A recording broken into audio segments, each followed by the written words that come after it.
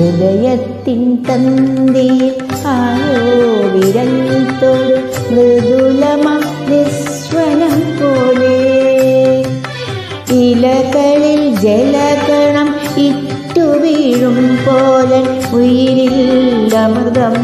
കളിച്ച പോലെ തരളവിലോലം കാലൊച്ച കേട്ടു ഞാൻ അറിയാതെ കോരിത്തരിച്ചുപോയി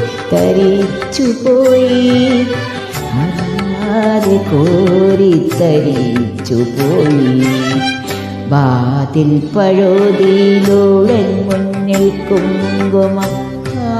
വിതറും സന്ധ്യ പോകെ അതിലോലമൻ ഇടനാഴിയിൽ നിൻകല